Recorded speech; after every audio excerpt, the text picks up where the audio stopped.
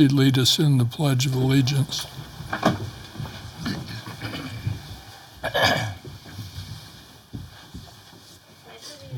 To the flag of the United States of America, and to the republic for which it stands, one nation, under God, indivisible, with liberty and justice for all.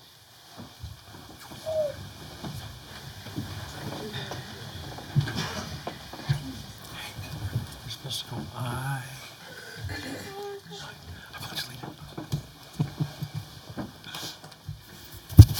This time in our meeting, it's customary that we take a moment of silence, and as we take a moment of silence this evening, we would like to remember those who are serving in our military around the world and here at home for their service and their efforts and what they do to protect this great nation that we live in.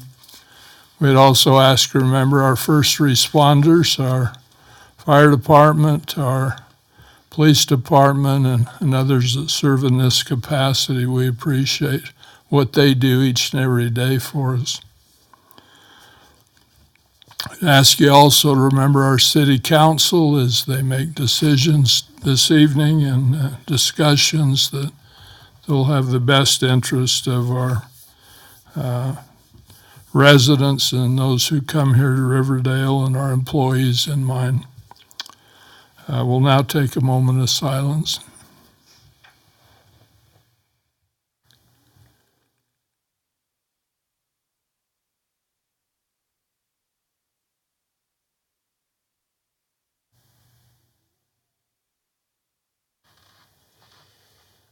Thank you very much. We next have a public comment portion of our meeting. This is an opportunity for you to come forward to the microphone if you wish and present to the council any ideas or concerns that you might have. We ask you when you come forward if you'd state your name and also keep your time to about 3 minutes if you would. So the time is now yours for public comment.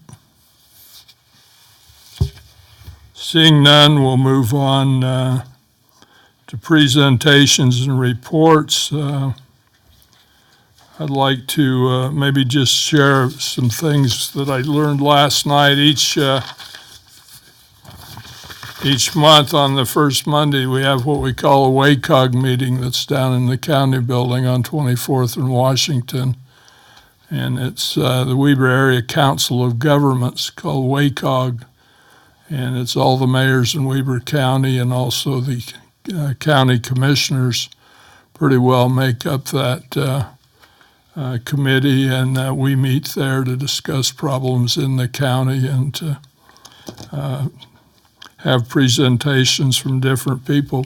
Well, it's just an information thing for you and the council this evening.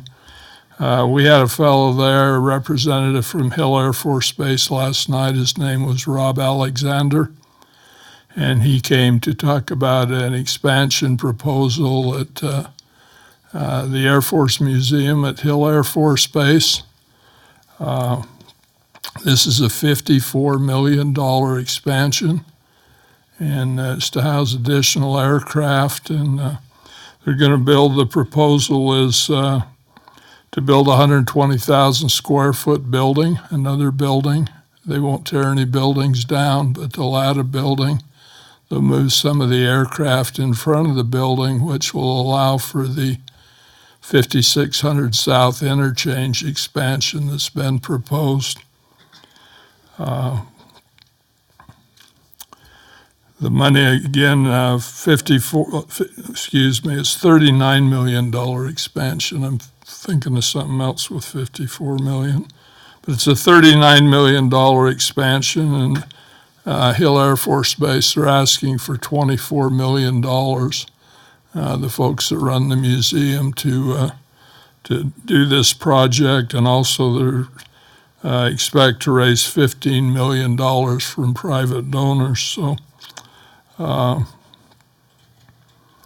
just look my notes over. This building will house an additional 22 aircraft inside. It'll have a theater, it'll have meeting rooms. There's quite a few things that are going into this building. The WACOG last night passed a resolution to encourage the legislature to support this expansion of the museum.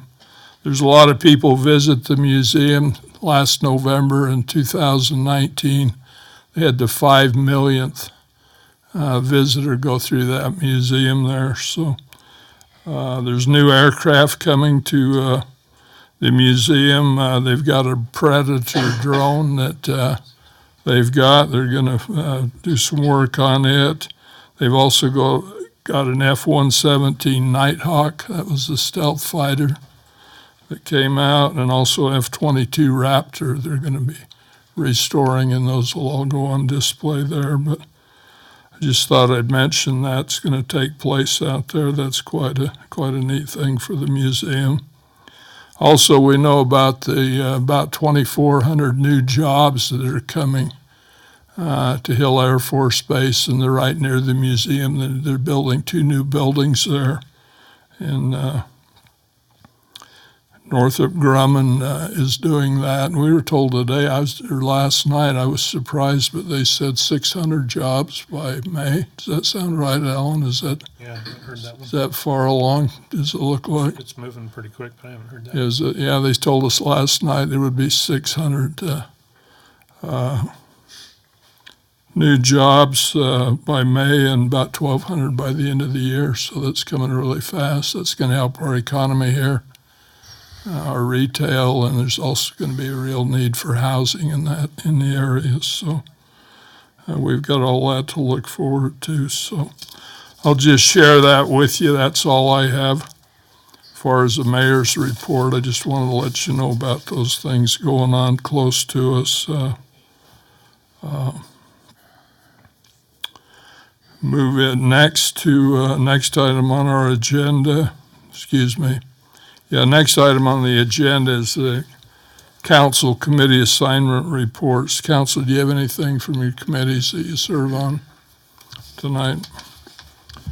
Next item, swearing in of our new justice court judge. I'll turn the time to Steve Brooks, our city attorney. I think I'll stay over here so I don't turn my back on anybody. This has been a long road, and it's been almost a year. We found out in early April last year that we'd be losing our judge. Judge Ransom, that was with us, covers a number of courts, and we being one of those.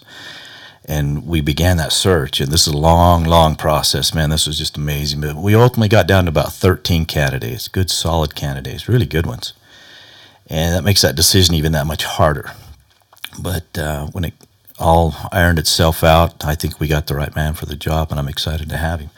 I'm not going to talk a lot about Paul. He thinks I'm a little overboard here because I wanted to make this look official. We don't do this very often, and we don't like to do it very often. We want a good judge that stays here.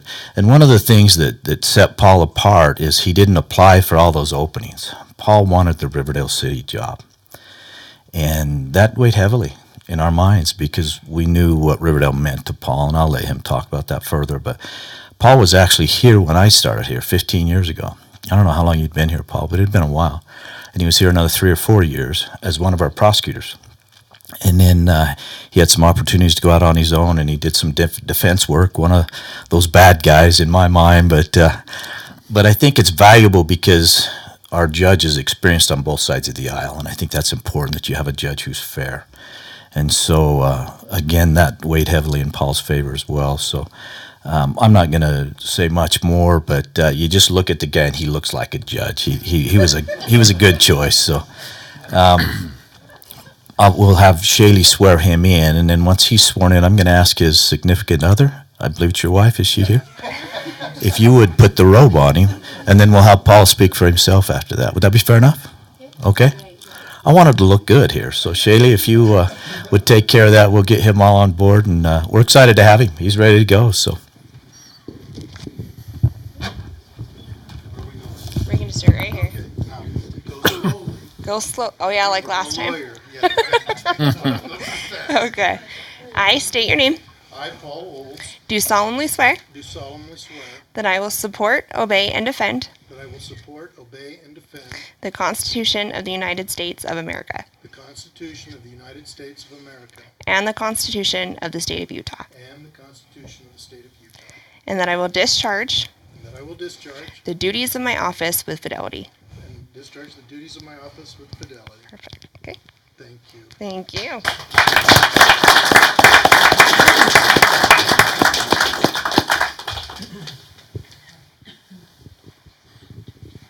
Yeah, first I should take my jacket off. I asked for an athletic cut.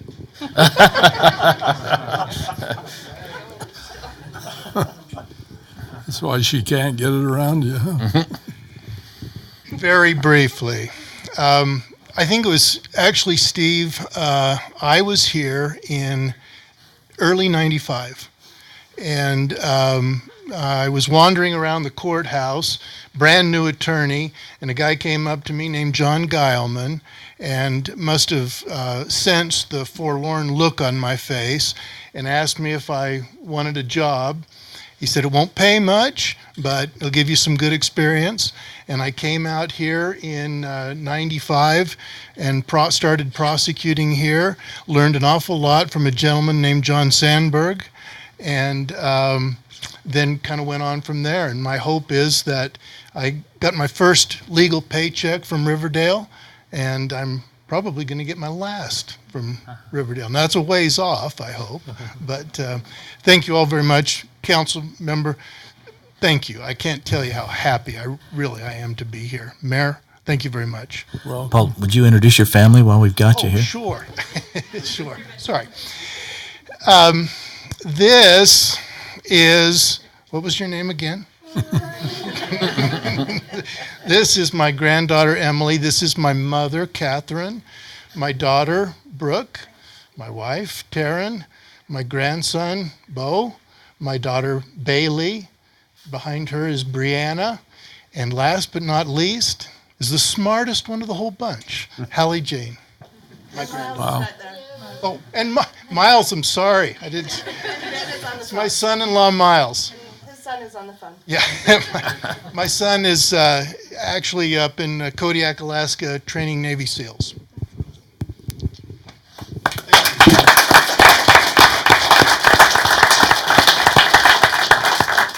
I don't know if you noticed, but Emily's the best pledge sayer.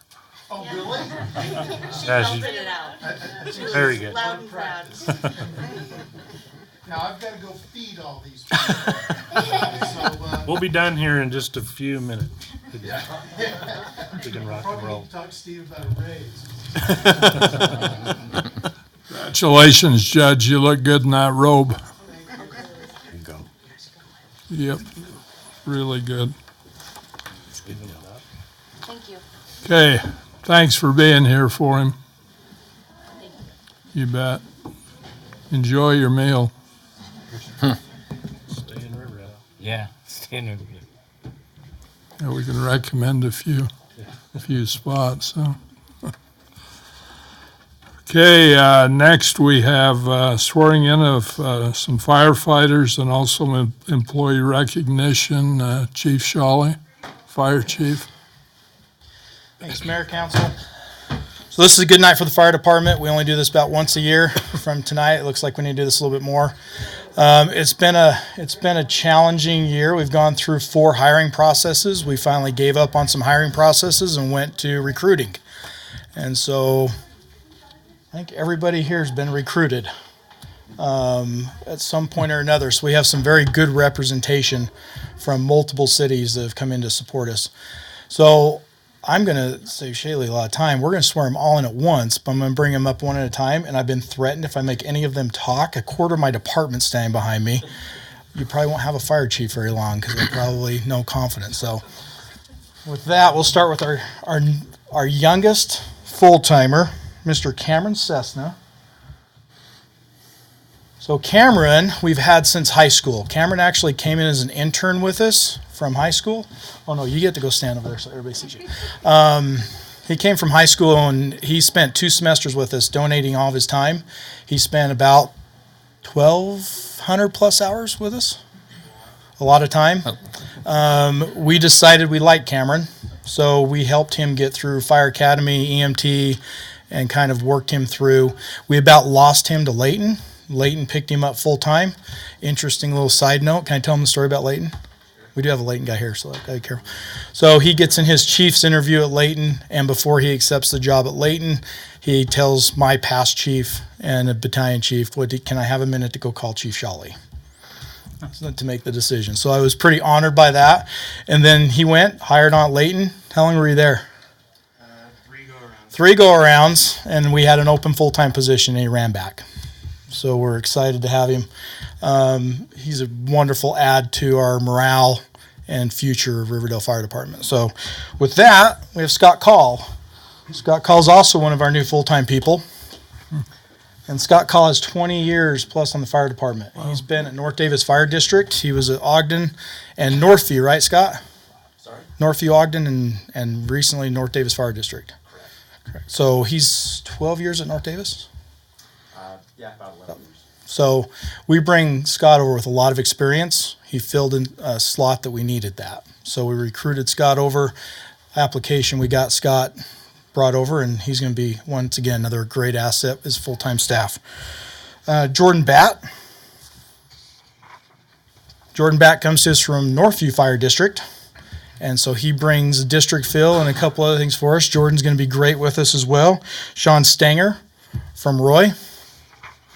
All the rest of the Roy guys that came to support him had to leave, except for we got a couple there on the rescue still. So Stanger comes from Roy. He's got a lot of experience that's helping bring down. He also part-time at South Ogden, correct? Oscar. Oscar's from South Ogden. So part of our interlocal is we are working with South Ogden to share staff. So Oscar works for both South Ogden and Riverdale, and same thing with Stanger now with South Ogden and Riverdale. Is he like Madonna? He just has Oscar. He's just Oscar. We just call him Oscar. Cool. Marcus Garcia. Marcus, same thing, South Ogden. And Oscar's full-time at Roy. I forgot to mention too, Oscar's full-time at Roy. And then Ben DeJean. Captain Ben DeJean. He works at Layton City Fire Department. I've had a lot of time with Ben.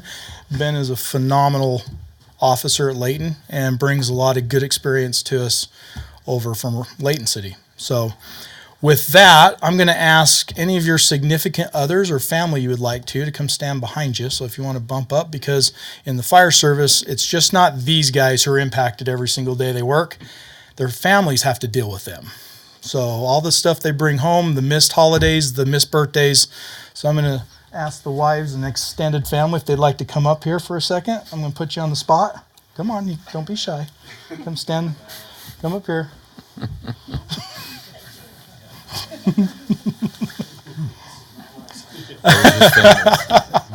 Their families don't come up, they have to speak. Right. Hey, there you go. So with that, we'll swear them in and get them official. Okay. I state your names. Do solemnly swear that I will support and defend the Constitution of the United States of America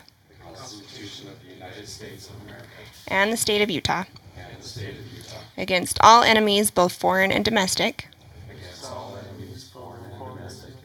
And I will faithfully and impartially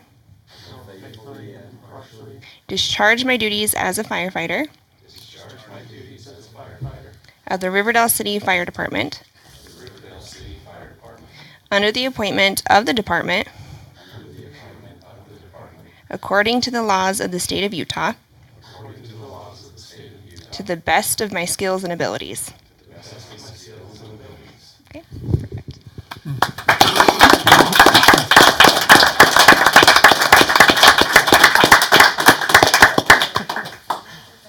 Looks like you're a great recruiter, Chief. Thank you for being here. Thank you for coming to Riverdale. We're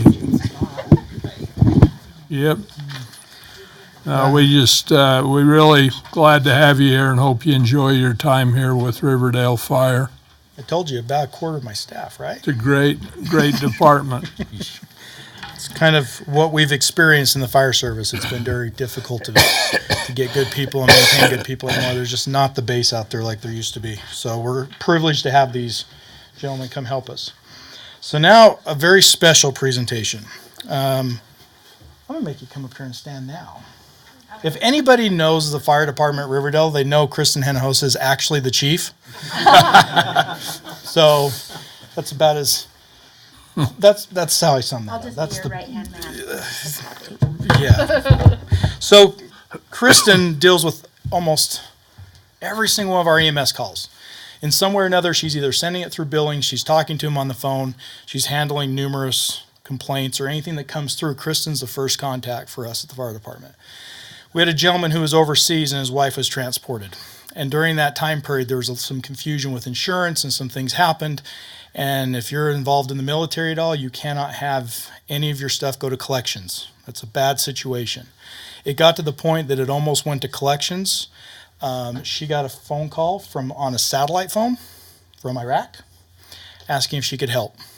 So Kristen engaged, got a hold of the insurance company, worked with them, made sure there was nothing that happened. She got everything taken care of, processed, done. Nothing ever compromised his military career or anything else. So he was so impressed with this that he actually sent her the first F-35A combat mission deployment over Iraq and Syria by the F-35s from the 4th Expedition Firefighting Squadron. And so he was pretty impressed with the actions. So there's the flag. Here's the plaque. I'll pass that around so you can look at it.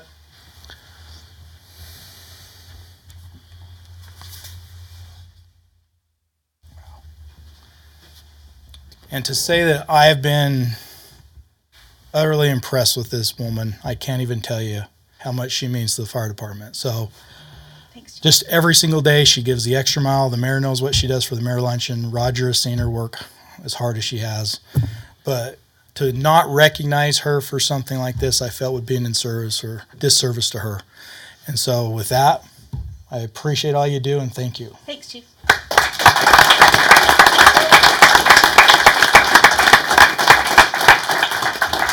And I've taken enough time. Thank you. I'd just like to, thanks, Chief, for that, for the introductions to the new people and also for what you do with, for your department. I think our fire department is really, really good, and it's because of your leadership and what you do, and we sincerely appreciate you. And again, we welcome you new firefighters, those that have been here. We appreciate you equally. We really think the world all of you and what you do for us. I'd like to just mention a couple things about Kristen. She's an awesome woman. She really is. What Chief said, every word is, she's as good as they come. I've personally seen her train, I think it's 3 fire chiefs since I've been here. 3 of them that We're keeping this one. 3 of them that I'm aware of, and this is the last one she's going to train, Chief, so you're here for the duration, but she really does. She's the glue there that holds it all together, and she's just done a wonderful job there.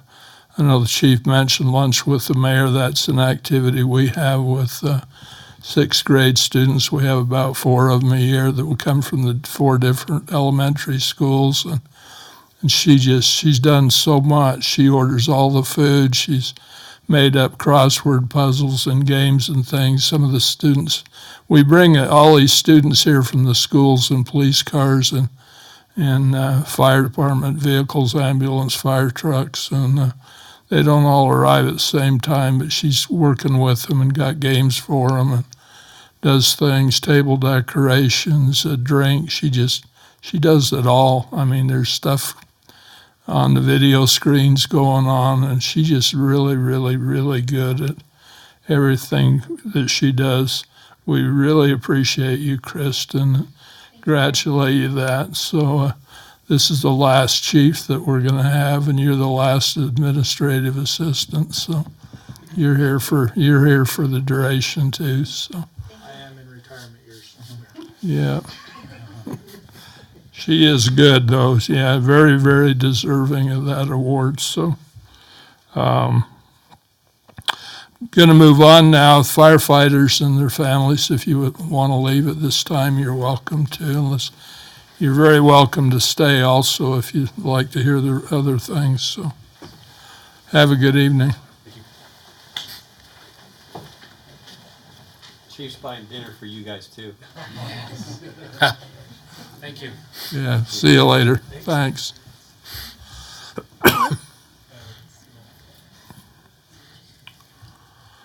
Okay, moving on to the consent items. Next item on our agenda, consideration to approve the meeting minutes. Hey, I forgot. Yeah, my gosh. Yeah, go back to the presentations. I was moving forward too quickly. Okay. We've got a report, annual report, Community Services Department. Rich Taylor, would you like to come up and talk about that?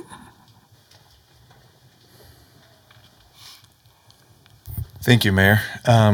With the Community Services Department, we put together an annual report to present to the City Council tonight. It was included in your packets. Just highlights some of the things that we do throughout the year and the different activities. Especially highlights the number of volunteer hours that our department receives and that the city benefits from, whether it be Old Glory Days or operations at the Senior Center, youth sports coaches. There's just a ton of different volunteer hours donated in many different capacities in our department from the residents of Riverdale City that make our programs and their city a better place to be. And would like to also look for opportunities to present this report, whether it be on the website or have copies of it available at the community center for everybody to kind of familiarize themselves a little bit more with the different offerings that we have, as well as maybe find opportunities that they can engage with us and participate. So I don't know if you guys have any questions. Definitely appreciate your guys' support. Any questions or comments? Mr. Ellis? It was an amazing report. You did a great job. I was amazed at the different activities and how many people are involved in the city. So great job on what you're doing. Thank you. Very nice report. Thanks. Thanks. Okay, thank you, Thanks, Rich. I was amazed when I read it too. I read clear through the whole thing. Is this the first annual report? Yeah. Okay. I kind of thought it was, but it's really good, and we appreciate you taking time to do that.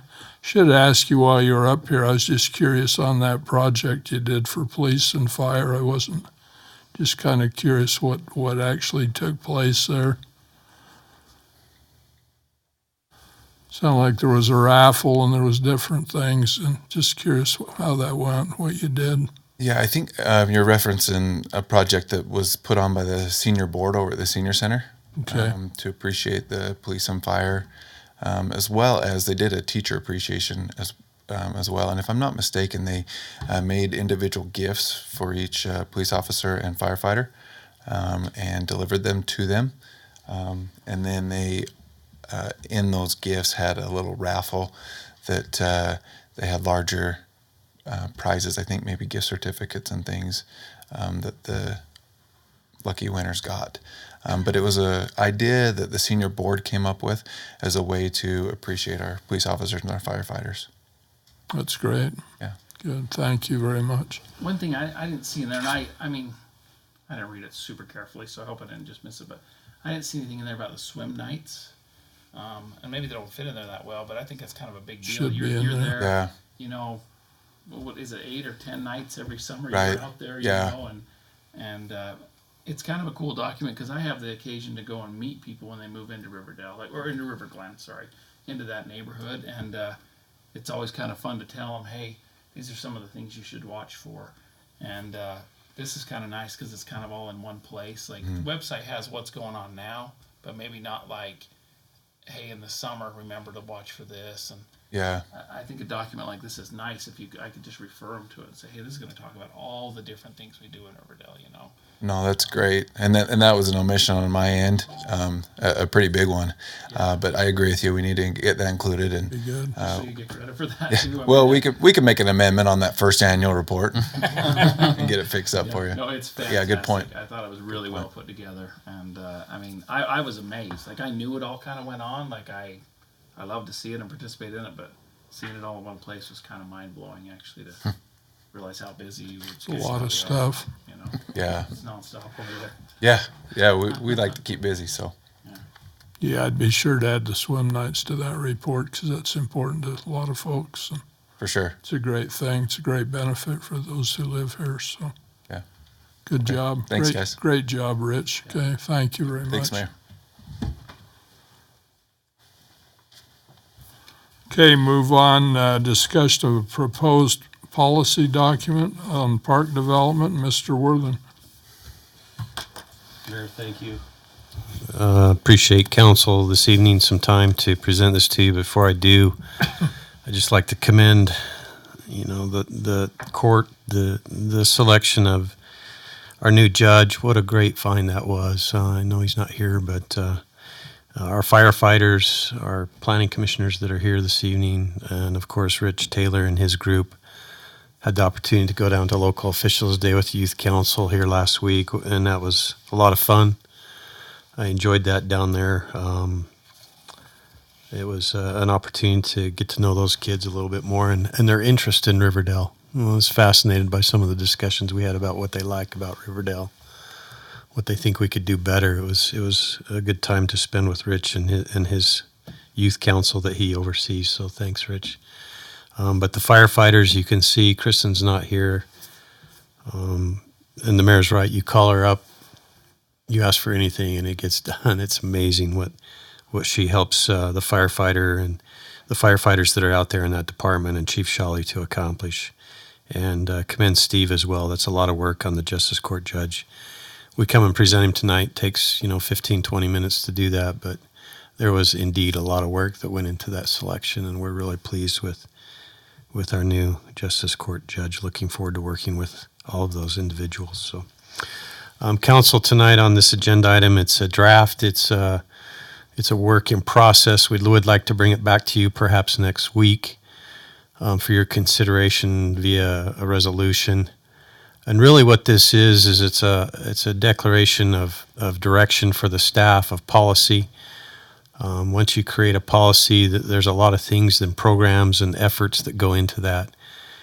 For example, you could say, well, we want dry roads every time it snows. I know that's almost an impossible thing to do, but the programs that would go into such a program like that would be plows and trucks, employees, extra hot salt, whatever, and we'd stay out there all night long until we get all the snow off the roads. You can do that with park development as well, and what we're looking for is a policy or direction as a staff that talks about the creation of perhaps a major park in the city of Riverdale. And we have a couple parcels of properties. Actually, there's several parcels combined, but I refer to them as a 17-acre parcel of property over behind the Sam's Club that we purchased back in the year 2014, roughly $1.9 million. We also have 40 acres of property immediately south of where we sit here. It's several parcels combined to equate to roughly 40 acres of land.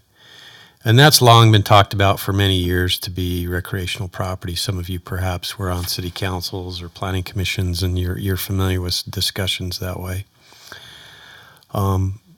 To that end, the staff has been talking relative to ideas with these two parcels of property.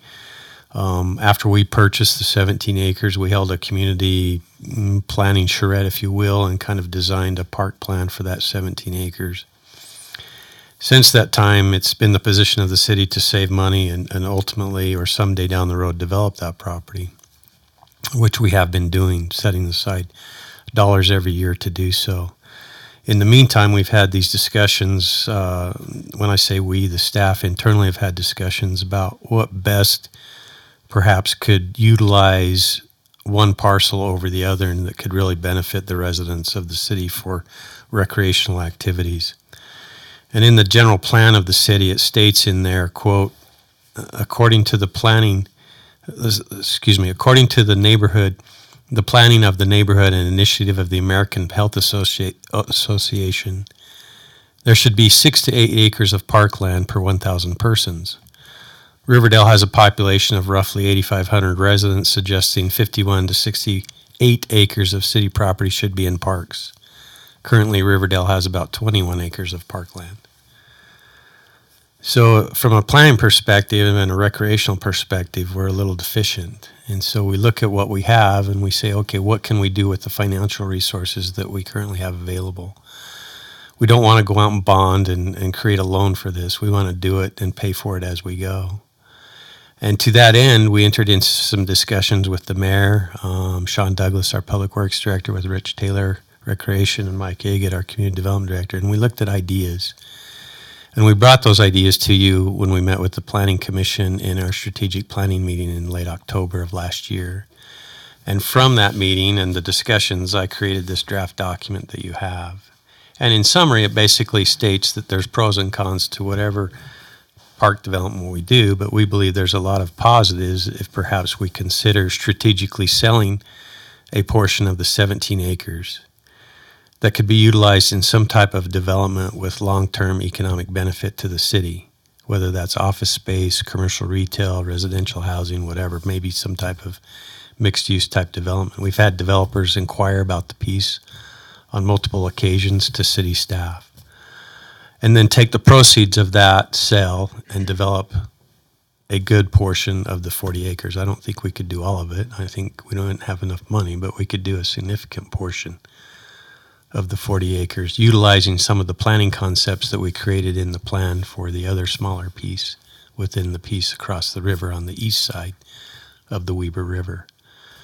And then retaining strategically portions of the 17 acres that could benefit stormwater needs for future economic development in and around the Joann store, the Home Depot, and in that area. Stormwater detention requirements have increased since that development was done. They've gone from roughly 80% detention all the way up to 100% detention. And so it creates challenges for developers to come in and find adequate space for stormwater. We also could retain portions along the river where we could allow the river to spread out and release some of its energy during flood times in the springtime when the river is roaring.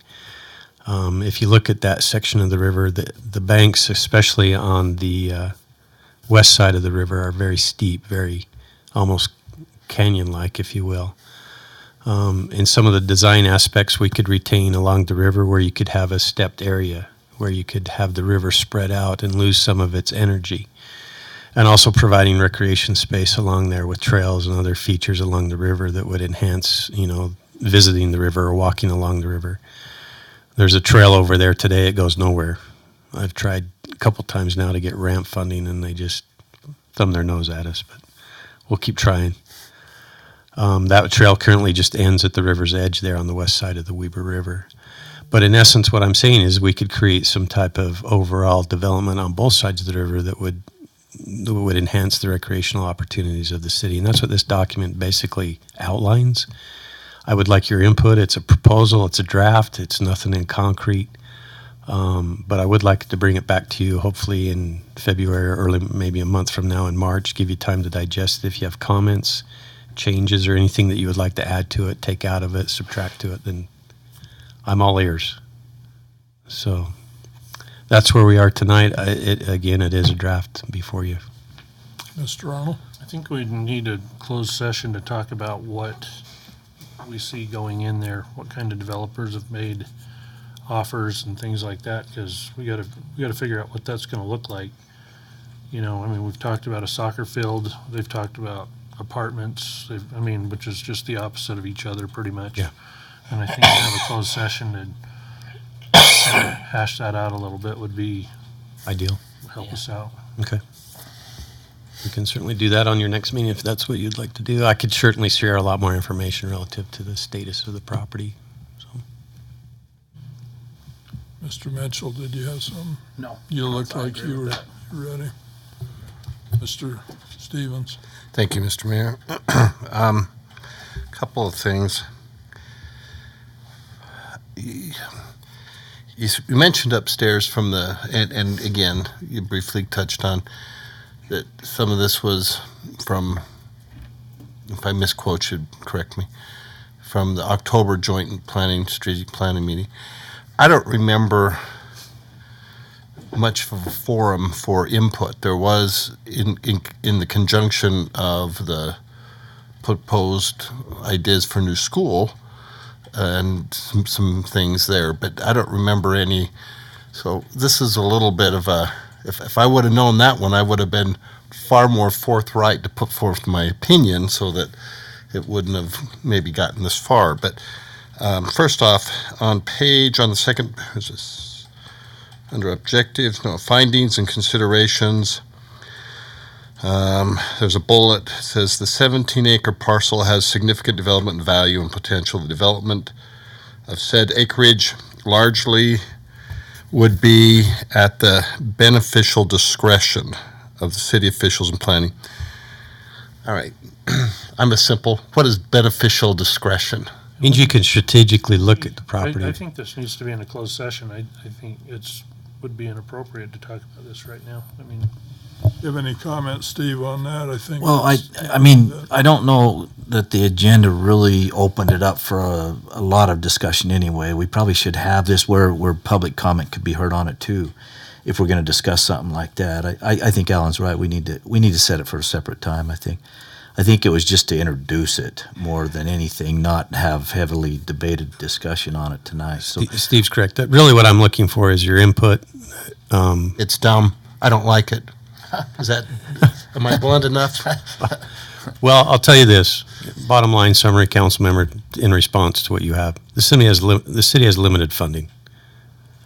We need a park. We can do one or the other, in my opinion. We have the option, I think, to really look at the 40 acres and consider that. So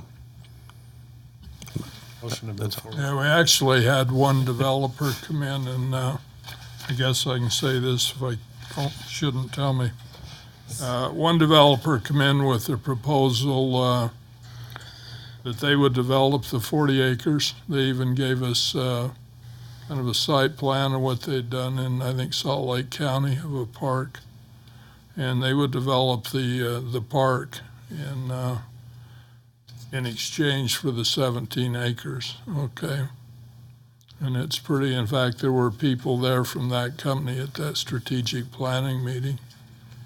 But they had a site plan, they had things drawn up that they wanted to do and they would like to do. And anyway, that was a proposal, and that's kind of what got us thinking about this, is the possibility of sell that 17 acres and develop the 40 acres. It's closer to the public works shop. It's all on the same side of the river. It's easier for them to get to it, to maintain it, and that's kind of where that went. We did have a couple meetings, just the staff, and kind of what to do, and I think those things were kind of brought up in the strategic planning meeting. But I think the thing to do is just put it on the agenda and then at a future meeting, and then we can just discuss it. You can read over that proposal, and certainly your input's important and valuable. So, and if you have any thoughts, I think even between now and then, you can probably pass them on to Roger, things. And, especially when it's that eloquent. Yeah. Yeah. Okay, do we have consensus put on a future, okay? No. You don't have consensus? You don't want to discuss it later? I've already put forth, there's nothing. I know, but we want to talk about the whole thing. Yeah, it is. Well, I just wondered, because I was surprised, because he didn't agree with it, so I thought it'd be good if we talked about it. So we just need to know what you want to do. Okay, we got consensus. Let's do it, and then we can discuss it. We simply want to know where to go as a staff. You guys make the decisions. We need to implement them. So that's where we're at. Thank you, Mayor. Yeah, okay. Anything else on that? Okay. We Mr. have Mitchell. a strategic planning meeting between now and the next meeting? I mean, would it be more appropriate to bring it up then? If you want to talk property and values and properties and selling of properties, probably be closed. All right, move on next to the consent items. First one's consideration to approve the meeting minutes from January 21st, our city council work session, and also January 21st, the city council regular session. Are there any changes or corrections to the minutes? Okay, move on to consent item number 2. Consideration of appointment of Robert Wingfield to the Planning Commission, reappointment of Robert Wingfield to the Planning Commission with a term to expire January 2024. Rob is here. Rob, would you stand? I know Rob's currently serving as the chair of the Planning Commission, and he's willing to accept another 4-year term if he's appointed. So thanks, Rob, for being here tonight. Should we do these one at a time, maybe, you think? Or should we just do it all in one big lump? We can do them one at a time. Okay, go to consent item number 1, approve the meeting minutes. Do we have a motion on the minutes? Motion to approve the minutes? Second. Have a motion, we have a second. All in favor? Aye. Any opposed? Motion passes, the minutes are approved. Move on to consent item number 2. This was consideration of appointment.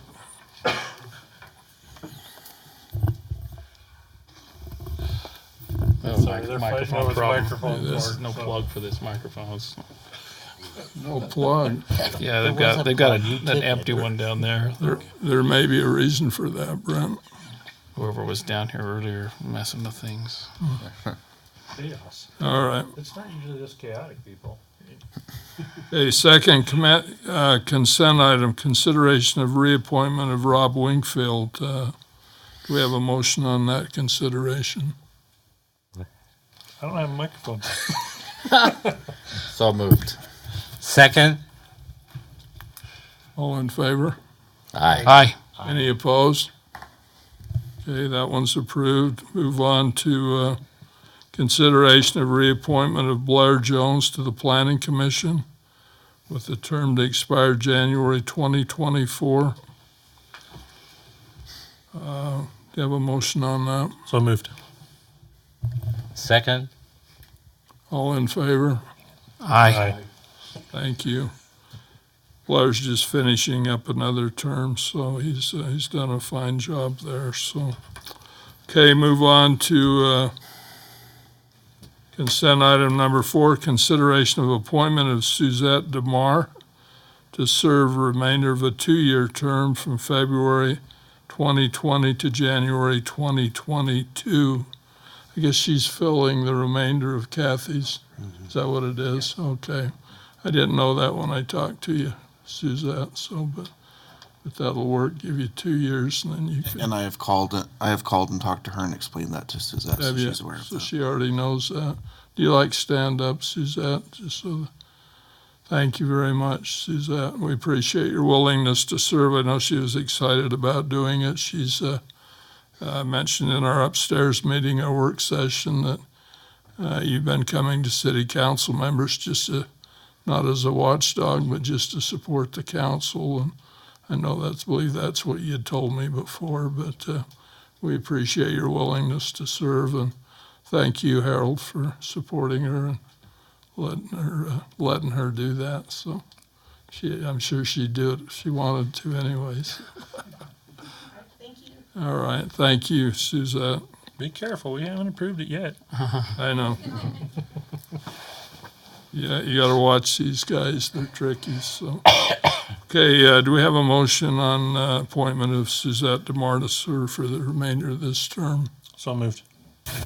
Second. We have a motion, we have a second, all in favor? Aye. Any opposed? It's unanimous in favor, Suzette, so Congratulations. So, thank you very much. So it's Alan that can't talk, huh? It's awkward. Oh my gosh. No, it's me. I don't It's have a blessing. It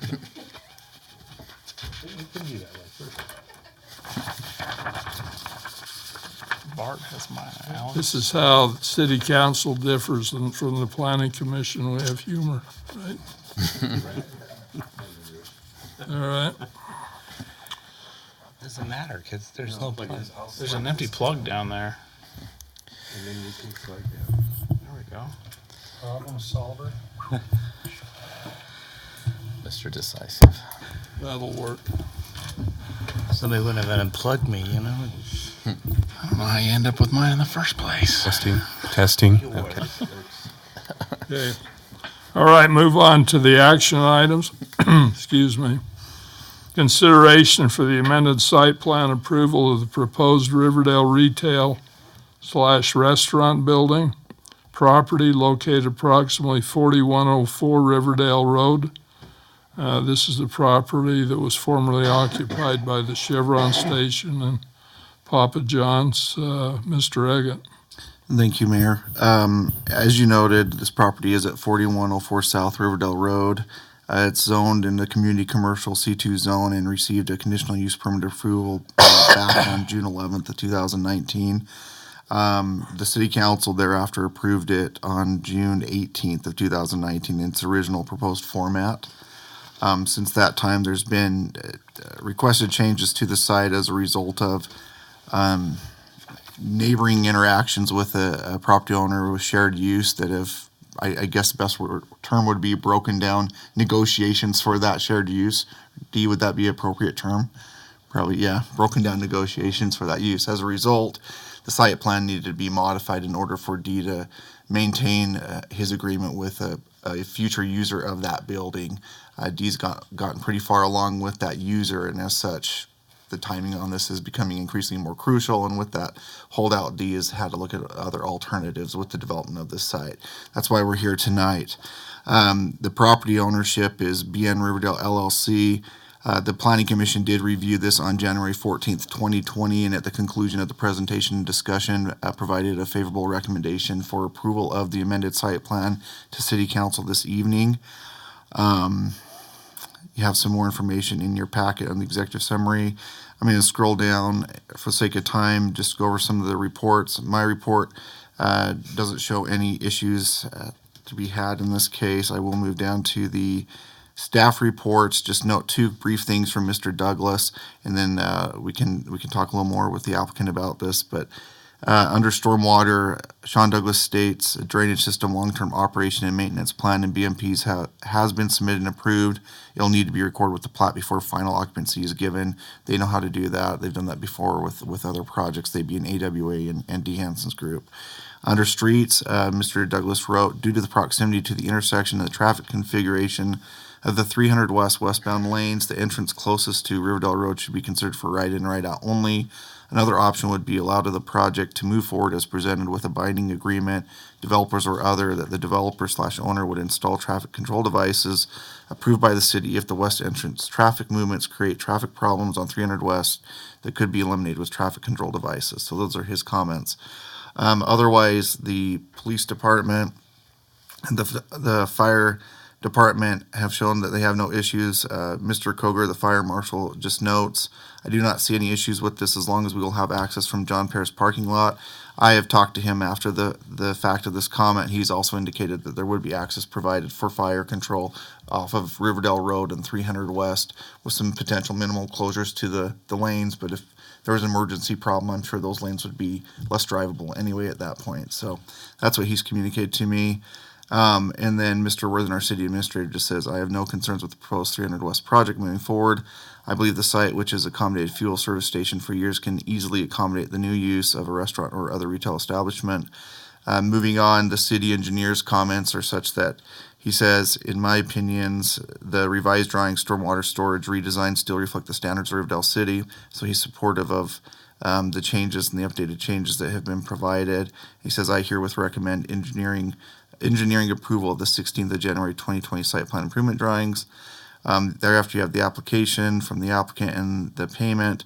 You have the cost estimate update, which has been updated because the site has been changed. There is now a new fire line, which wasn't in the previous plan drawings, where we now know better tendency. The fire lines have been included, and that is shown herein.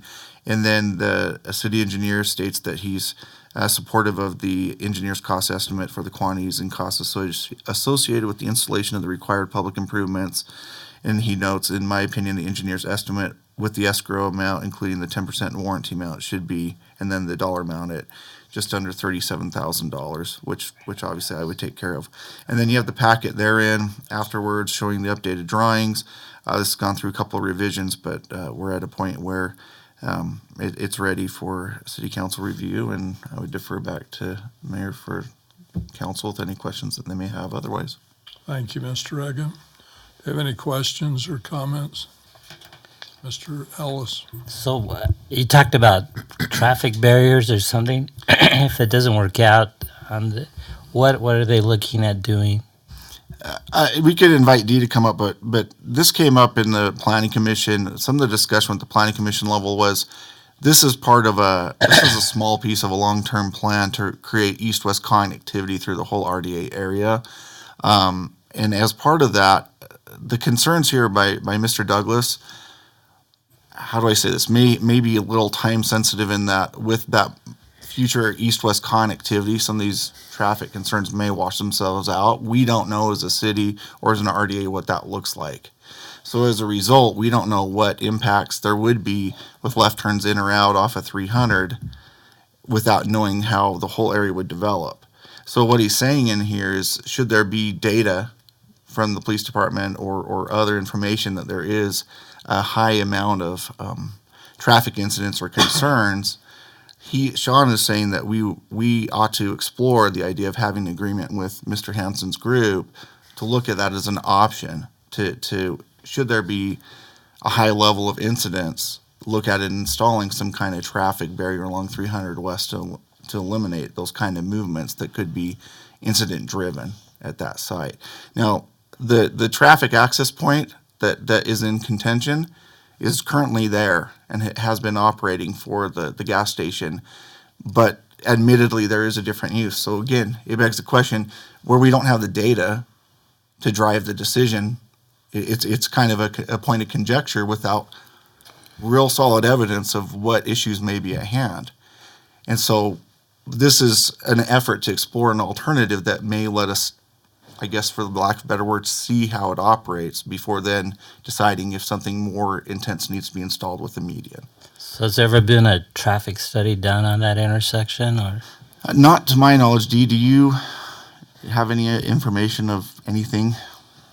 No, we didn't do a traffic study. We got traffic counts on the kind of uses, and that's what it kind of goes. So you can't go basically off what the data would show, because they would show that type of a use that we propose is actually going to be less intensive traffic than, a service station. But as you know, if that service station, as it sits now, or didn't generate as much traffic through that, or say another one would, that's why we've saying, hey, look, if you look at the overall, going back from even when we did.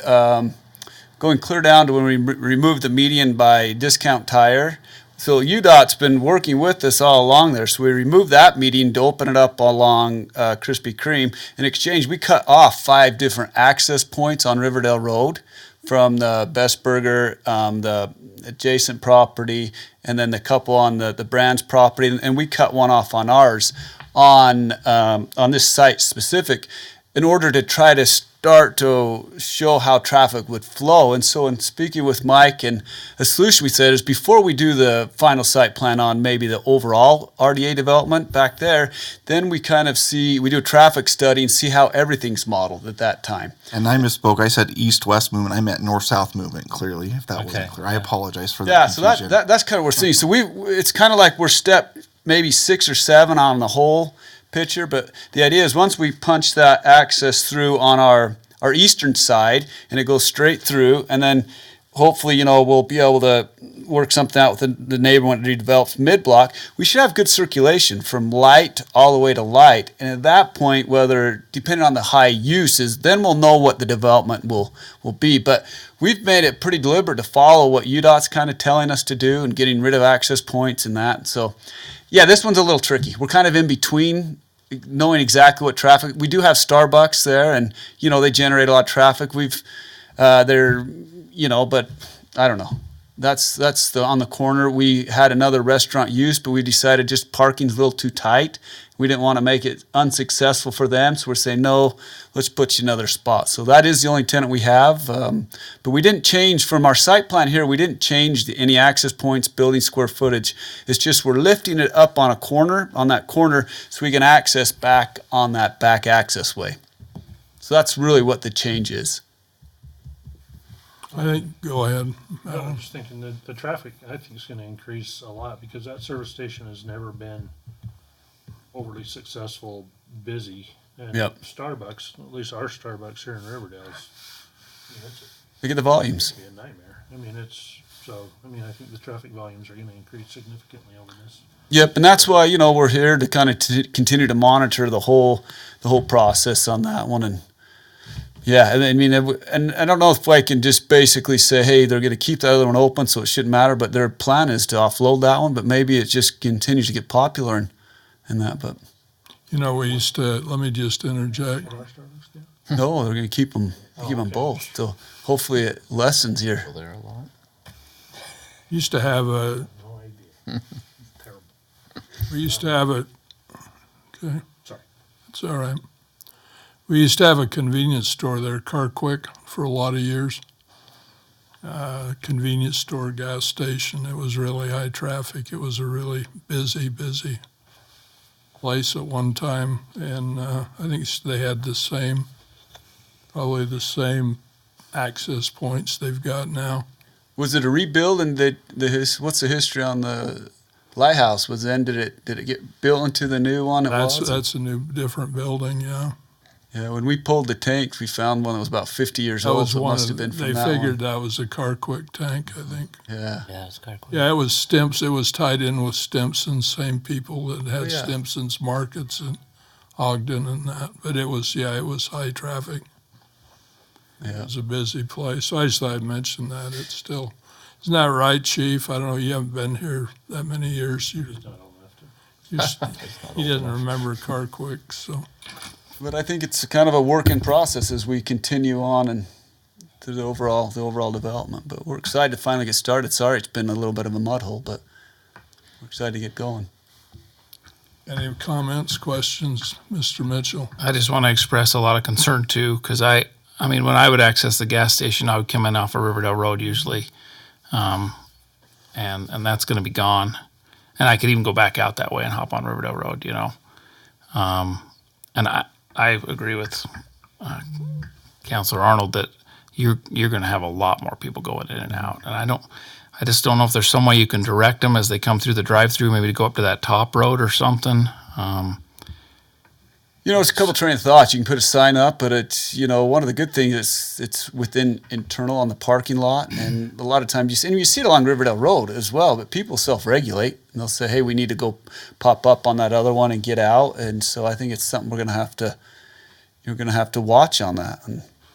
But I do believe that, it's a little safer not to get in off of Riverdale Road to go to the light, because what happens on that is you've got the Paris stop, and that could, people can anticipate you going to the light, and then you've got our stop, and that goes on. So it's actually a little bit of it doesn't really solve yours, but if it was 10 out of 10 perfect, I think you're about 7 or 8 on solving traffic flow within. And so, yeah, that's.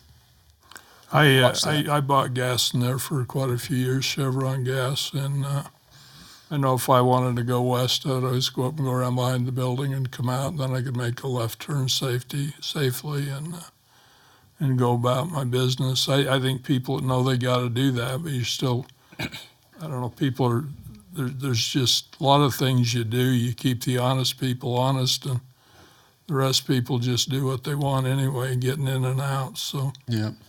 But that's what I did. There's a way to do it and do it safely if you probably just use your head, but the ones that, and there's times a day there. I went to a meeting with Ann Milner here about a week ago on a Wednesday night. I stopped there just before 6 o'clock at that intersection. I was headed, I guess, northeast there on Riverdale Road, going east on it. But I stopped there, and there was a lot of traffic coming down, but there wasn't any going up at all. I mean, there was none. In fact, there wasn't a lot down. There were some, but you could get in safely. There's times in the day, times in the morning that you can pull out of there and go any way you want and never have a problem.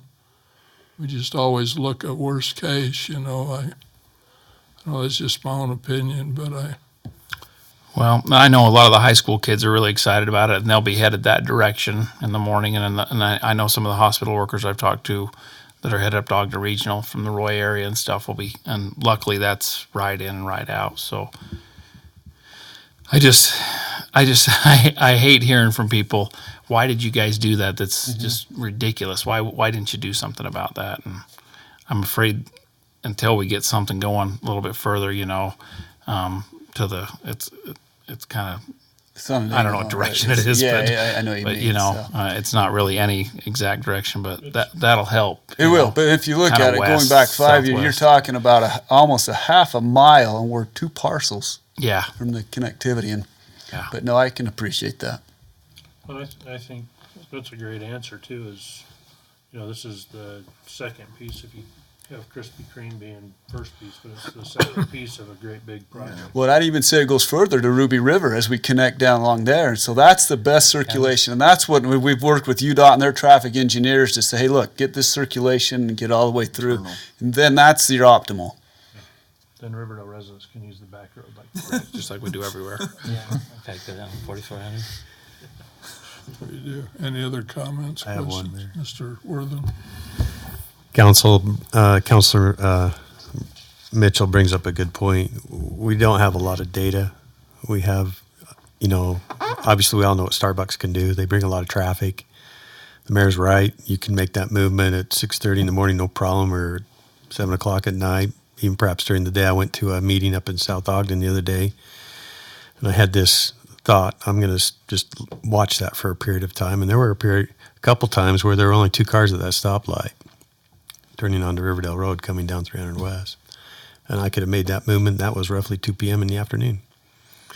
But going left in and left out, I think the idea with you tonight is just let's have an agreement. Hey, if there are issues that come forth, then we put in some type of traffic device that would prohibit a left in and a left out. And to be honest with you, if you want to do that right, that would be a turn median going up the middle of 300 West, approximately 100 feet past that first, right there by the radius. That's the way to do it right. If you put a pork chop in the driveway, you just drive over it. And that's what the mayor is indicating. It keeps the honest people honest, and those that don't care or could care less, they'll just drive right over it. I know because I've done that. I'll freely admit it. There are businesses in Layton that have a pork chop left in or right in, right out. And there's a opening in the traffic. You just go down a little bit further, kind of angle back in, and you're there. I'll freely admit that. So it goes to the point of it keeps the honest driver honest, and those that don't, the movement's going to happen anyway. So if you want to do it right, if data promotes that it is an issue, then a turn median down the middle of 300 West. That's the way to do it. Prevents any movement left in or left out. That's the way to do it. So that's all I have. Okay. Anything else? Mr. Arnold? Just one question. So you're probably still going to be talking to Paris? I've been in regular communication with their group. Yeah, you're in a kind of a breakdown right now. No. Let me tell you where we are. So he's in a situation where he'd like to work with us, but one of the things he needs is more parking, and so it's just a little bit challenging. And so we're about where we need to be to park. And so the concern was, If we continue to have additional parking, kind of unrestricted, it could cause us to be in, default with our tenants. And so we said, hey, we'll give you cross parking for your use, but if it changes use, we need to evaluate what that does to our leases. And he's just like, no, I need to have that, I need to have that parking. And so, but as of last week, I was still talking with them. They're, it's out on the market right now, pretty high price. And so we're still continuing to discuss that, because optimally, then we've designed it in a way that we can still go right through the middle of his property and connect that. I mean, he'll have to lift the site. We're doing little things, but I still anticipate being able to figure out something on that site, whether it's us or third party. We've approached different tenants and said, hey, you want to talk to him? This is where he's thinking price. And I mean, hopeful that something will happen there when he decides it's time to redevelop that. Okay. My question is, can we approve a site plan that has options? Because we have one. You have to change it now because of that. So we're changing it to something else. But if, this 2 weeks or something, you talk with them again and they say, can we do this? Can we provide these some options without coming back in another meeting to say, pending, other negotiations, that we can use the old site plan or the new site plan, or even some options from there to get That's very kind. I appreciate that. some options with that. You're looking for some flexibility in that. Even if we turn it over to you guys and say, because rather than, twice a month we meet, if Dee says, hey, I got a phone call, can we do this? And it makes sense for Riverdale that we just say, you guys can go ahead and go, so we're not hanging him up for. And maybe make it specific to that one axis, because basically how we did it was just kind of curve it around. And so all we do is just cut that curb out, and then it helps facilitate him, and Yeah. because he doesn't have access across the property. Well, if anybody that's got the vision for what we're seeing in that area, it's you. Yeah. And so, I think I personally would want to be there, or I don't want you to have to come up every 2 weeks to visit us to come up with this new idea because you're talking to something. If we can turn it over to staff and you just make a call that could possibly do that. I don't know if everybody else is interested. I appreciate that. In doing that. To talk to the lawyer. Here's my thoughts on it, and we have to keep in mind that the public has to have input on this, and so even if you revert back to an old one, that should be something that comes forward to public comment. I guess if you could write it up specific enough that they had that opportunity, then you might be able to get away with it, but it would be kind of a tricky thing. Just keep in mind, we've got to let the public know. We've got to give them the chance to give input on it, whether it's the old one or new one or whatever. By writing contingencies in there, it makes me a little bit nervous because I don't know how much public input we're going to have on that. So I would almost prefer not to do it that way. I'd rather keep it clean. So what if we did a plan with an optional? I mean, I don't want to go contingency, but if you can work that out. Again, we just have to be really careful how it was written up. That would be my concern on it, Alan. If your option is specific, I think what Steve is saying, you could state something if adjacent property does develop in the near future, that you're able to adjust drive aisle B to this. I think that's very specific. So could we put it in the plan and not put it in there? Because the thing is, to go from Hobby Lobby to Walmart, if we would have put that in there, we wouldn't be jumping through hoops left and right for this, because it's an obvious want, or that if we could fix that, and if all it takes is somebody working that out. I mean, I don't know how to write it or say it in the motion or whatever, but it would be good to have that in there that gives decent flexibility in this development, because it's going to happen, and we want to save people money. And I think we're resound to the fact that we're just going to lift it, and I think that overall won't impact the overall scheme. In fact, you could argue that once we go back now on that back wall, the rock wall, we're going to remove that, scoot it back, and just put more of a sheer wall. So then that becomes a pretty important part of the overall development. So we're going to go forward. The only change we would ever have would be just cutting that little bit of curb right mid block where it just goes. That's it. Okay. I think Coleman Farms has some extra wall block. You got lots of it. I was just talking to Steve. There's an alternative way to look at this too. If John Paris Furniture's property were to be developed, they're going to go through a site plan process, and throughout that process, clearly this would be wanted, and that could be shown as evidenced in that site plan redevelopment at that time as well, and still go through a formal process. So we could address that connectivity if and when the Paris property site were to be redeveloped in the future. So we're good as we are in the packet, right? Right. Yeah. Okay, Mr. Arnold. I'd move to approve this item as stated within the packet. Second? We have a motion, we have a second. All in favor? Aye. Any opposed? It's unanimous in favor. Thank you. Thank you, Mr. Hanson. Mrs. DeMar, you can see what you're getting yourself into. So, all right, move on to discretionary items. Do you have any discretionary business for this evening? Okay, with that, do we have a motion to adjourn? So moved. Second. Have a motion and a second. All in favor? Aye. Meeting is adjourned. Thank you.